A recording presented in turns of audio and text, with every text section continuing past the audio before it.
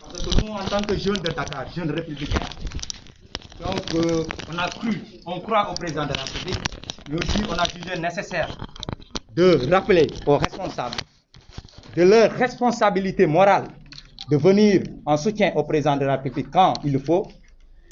mais aussi de rappeler à l'ordre ces fauteurs de troubles tels que le maire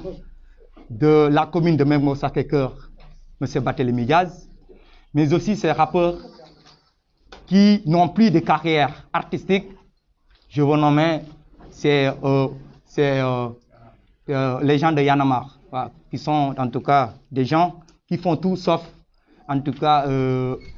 engager un combat patriotique, un combat d'une société civile. Donc c'est des politiciens encagoulés et c'est à nous en tant que jeunes de porter ce combat pour leur dire d'arrêter et qu'on n'acceptera désormais pas que des gens, en tout cas tapis dans l'ombre ou bien qui ont des intérêts obscurs, en tout cas s'attaquent de façon libre comme ça au président de la République. Donc je m'en vais lire le texte. Convergence de jeunesse républicaine de Dakar. Le président Macky Sall a démontré à la face du monde toute sa clairvoyance et son leadership dans la gestion rigoureuse, inclusive et concertée de cette pandémie à coronavirus. La COJER du département de Dakar félicite chaleureusement le président de la République pour les mesures courageuses, équilibrées et salutaires prises pour endiguer la propagation de la COVID-19. La COJER de Dakar fustige, s'offusque et condamne avec véhémence l'attitude passive de certains collaborateurs du président de la République qui ont décidément adopté une stratégie de l'autruche face aux multiples tentatives d'attaque et calomnie des opposants au régime. Nous tenons à les rappeler leur devoir de solidarité dans cette aventure pour un Sénégal, tous aux côtés du leader authentique qui est son Excellence le président de la République, Macky Sall. La COJER de Dakar, sous le leadership du coordonnateur national, M. Moussa Sow, reste solidaire à l'action gouvernementale et invite l'ensemble des jeunes de l'APR à se remobiliser pour la défense et la vulgarisation de la vision et des réalisations du président Macky Sall.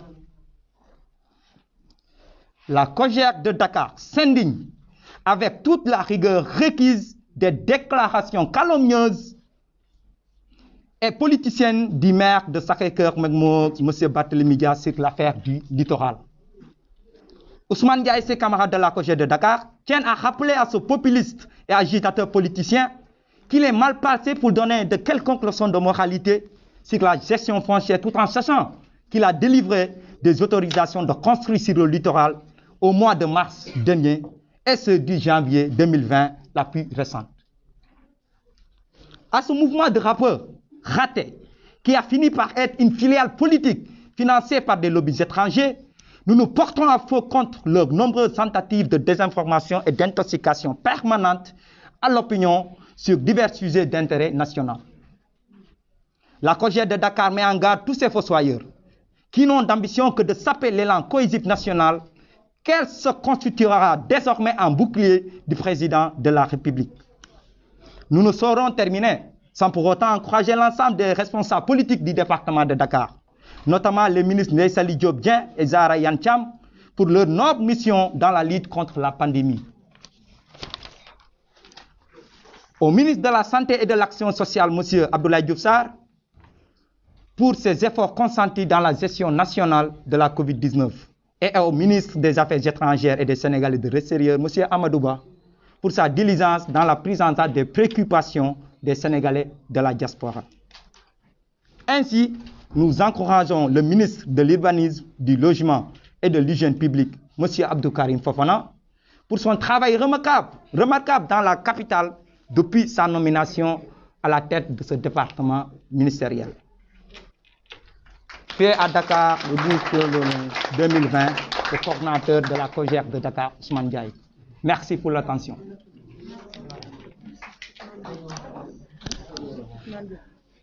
Le camarade Moustapha Sissoko va faire le résumé en wolof.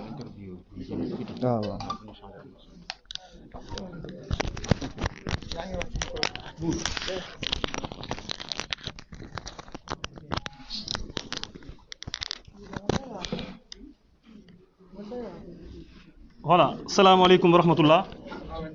Merci beaucoup, chers camarades. Ndaw ñi nga xamné ñoo représenter le président Macky Sall ci département de Dakar. Ñu ngi vraiment rafetlu seeni téway. Donc tay ndaw président Macky Sall bu département de Dakar ñoo fassiyéné def ben point de presse pour waxtaan ci situation politique. Ci kaw lolu fu ñuy tambalé moy di gërëm le président Macky Sall taxawaayam depuis le 2 mars bi pandémie coronavirus xewé ci aduna le président Macky Sall ñëpp gis nañ ko nelawul guddi ak bëccëg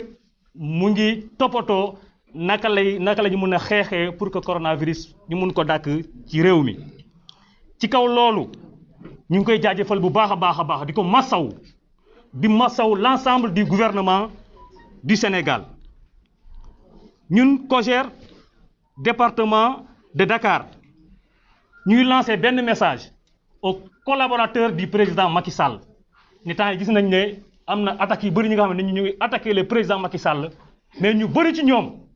duñu wax ñu bëri ci ñoom duñu défendre le président Macky Sall te tey aujourd'hui ñu ngi gagner confiance au président Macky Sall donc ñun ñoom ñoo waroon nekk à la première ligne pour défendre le président Macky Sall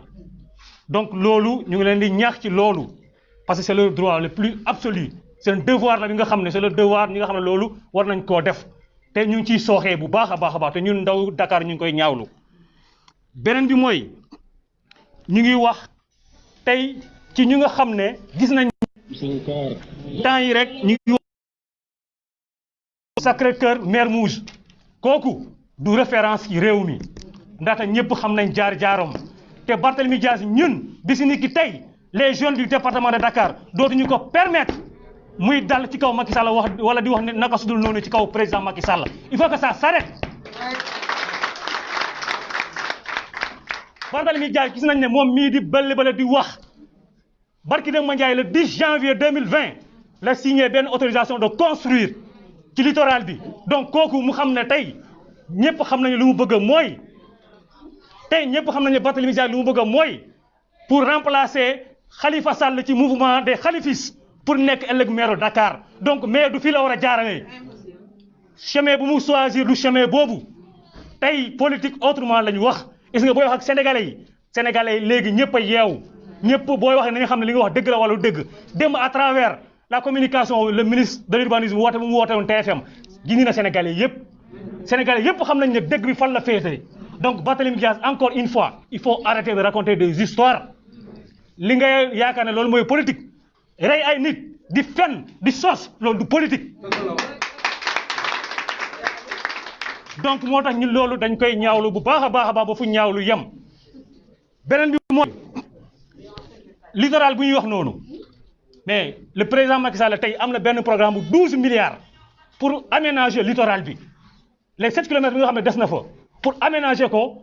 avec le ministère de l'urbanisme projet bi nga xam ne AGETIP mu ngi ciy liggéey bu baax a baax donc ñun te Sénégal loolu lañ soxla mais soxla ñu kuy nekk fi di wax li nga xam ne moom xam na ne fa lu muy wax gëmu ko parce que il s'est même contradit donc am na li nga xam ne tey taxaw nañu tembe loolu il faut que mu dàkk beneen bi mooy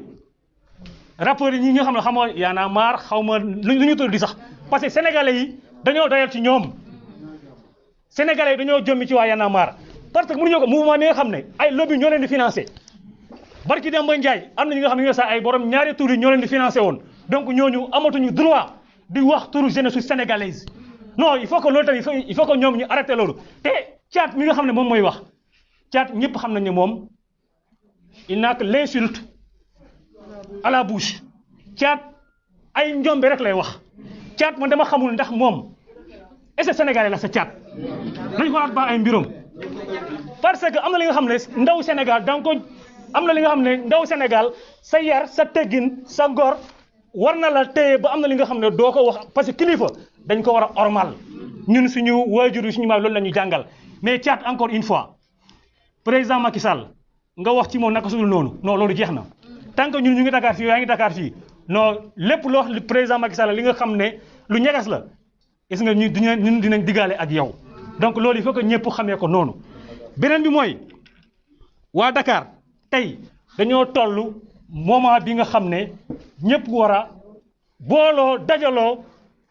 ci wetu le coordonnateur national Moussa Sow pour jàppale président Macky Sall parce que président Macky Sall comme ni ma ko waxee sens la ci Sénégal président Macky Sall dañ ko war a delloo njukkal ndaxte liggéeyam ak njàmbaaram ci Sénégal kenn naatable wu ko beneen bi mooy dañuy lancer wala du nuyu sax ñi nga xam ne président Macky Sall coronavirus bu mu commencé ba léegi ñu nekk ay responsable politique am ay ndombol tànk ñu ngi béy seen waar ku mel ni tey ministre Ndeye Saly Diop Dieng ku mel ni Zahra Iyane Thiam ku mel ni le ministre Abdoulaye Diouf Sarr ku mel ni tey le ministre Amadou Ba waaye waaja le ministre Abdou Karim Fofana foofu il faut que ñu taxaw fa tuuti lu tax ñu fay taxaw moom moo ko liggéey moom moo ko def ndaxte coolu yépp mooma lu muy liggéey moo naqari gaay moo tax gaay bëgg a takkal mais loolu mënul nekk parce que démb wax na nit ñi dëgg nañ ko Abdou Karim Fofana fi nga teg sa tànk foofu la bu la kenn déstabiliser loo bu la kenn wax loolu li nga xam ne nit ñi xamewuñu la ko donc yow ñun ñu ngi lay soutenir di la jàppale guddi ak bëccëg te sénégalais yi Dakar waay yow lañ àndal waay neexul ba neex mais loolooy dëgg parce que képp ku dëkk Dakar tey gis nga waaj li nga xam ne mu ngi koy def Dakar donc Abdou Karim Fofana ñu ngi lay jaajëfal ci loolu bu baax a baax en tout cas encore une fois ñoo ngi gërëm ñëpp sant ñëpp mais di naan encore képp ku dal ci kaw président Macky Sall non saa dootoo ko defati en tout cas foofu la ñuy yem merci beaucoup ñu gërëm ñëpp di sant ñëpp.